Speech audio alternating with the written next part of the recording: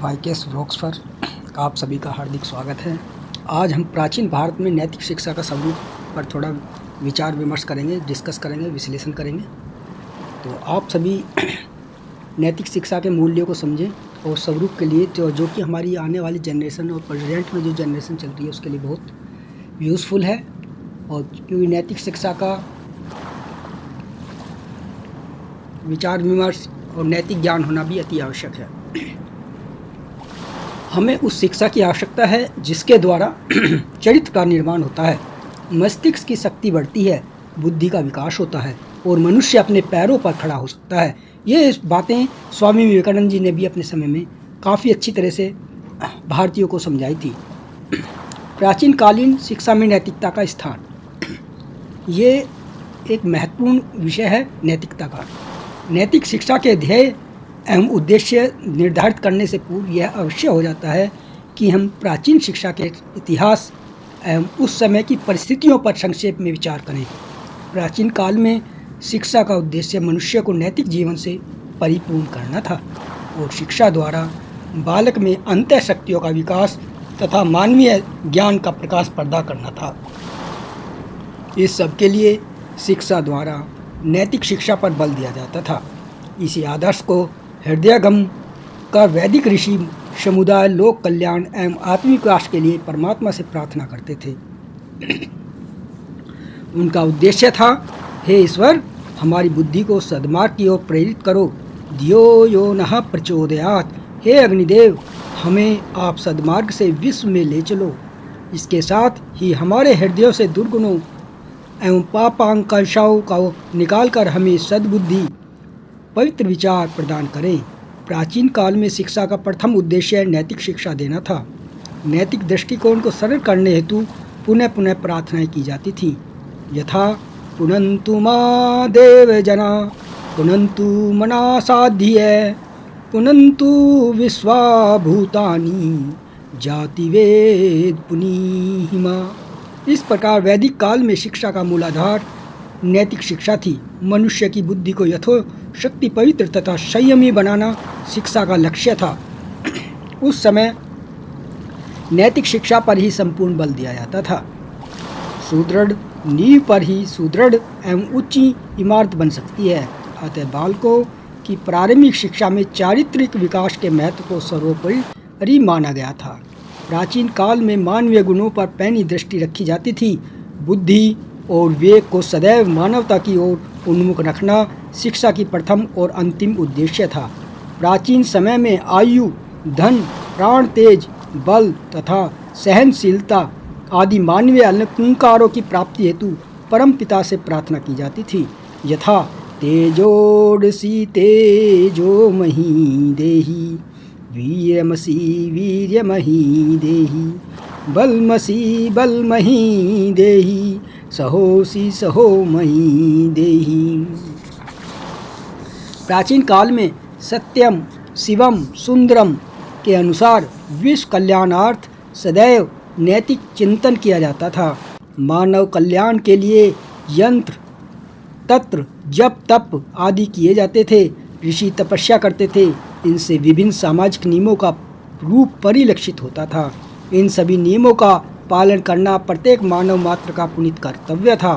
तत्राहिंसा सत्यास्ते ब्रह्मचर्या परिग्रह यमः संतोषस्तुष्पै स्वाध्यायेश्वर प्राणधाना निनिमः। अर्थात अहिंसा, सत्य, असत्य, ब्रह्मचर्य, अपरिग्रह तथा मन, चिन्ह, वचन, कर्म में पवित्रता, सोच, संतोष, तप, स्वाध्याय और ईश्वरी प्रार्थना, ये सभी गुण, यम, नियम मनुष्य के आभूषण थे। शिक्षा काल में ब्रह्मचर्य का पालन करना प्रत्येक शिक्षार्थी का आवश्यक धर्म था, किंतु आज के भौतिकवादी युग में यह सब असंभव सा बन गया है। प्राचीन काल में छात्र सदैव निर्दोषों के आधार पर ही अनुशासित थे। छात्रों का अपना दृष्टिकोण था।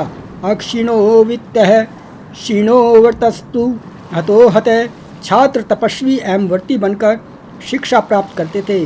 संयम से रहना उनका प्रथम उद्देश्य था। सर्वत्र नैतिक शिक्षा का युग दृष्टिगोचर होता था। छात्रों में गुरु एवं अपनों से बड़ों के लिए आदर एवं श्रद्धा अभाव का स्थान था, किंतु आज की शिक्षा में नैतिक मूल्यों का सर्वथा अभाव है। आज छात्र एवं अपने गुरुजनों का अपमान कर स्वाभिमान से जीने की बात कहते हैं, जिसमें गरीबा का अनुभव करते हैं। प्राचीन काल में संपूर्ण समाज में गुरुओं का आदर होता था। समाज में गुरु का प्रथम स्थान था।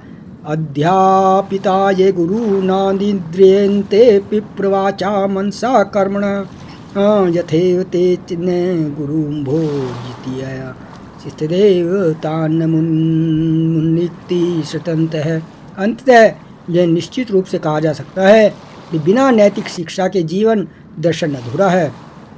प्राचीन काल वैदिक काल में शिक्षा का संबंध नैतिक मूल्यों से था। उस समय शिक्षा में नैतिक शिक्षा समाहित थी।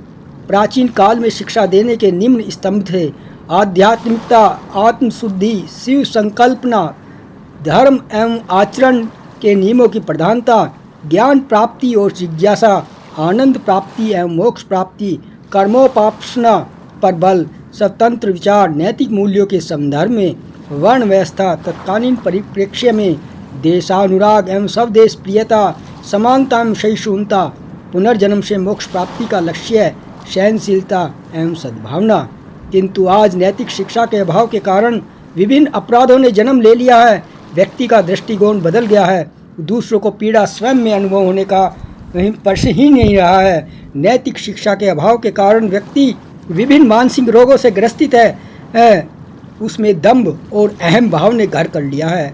प्रतिदिन के झगड़े और अन्य विवाद इसी के परिणाम हैं। यदि आज भौतिक युग की बदलती परिस्थितियों में शिक्षा, नैतिक शिक्षा द्वारा मानव मात्र की विचारधारा पर नहीं लाया गया तो वह दिन दूर नहीं जबकि भारतीय संस्कृति के गीत गाने वाले संपूर्ण संसार की दृष्टि में भारतवर्ष के प्रति कोई आस्था नहीं रह जाएगी और संसार के मानचित्र में भारतवर्ष की अन्य देशों की भौतिक श्रेणी के क्रम में आ जाएगा।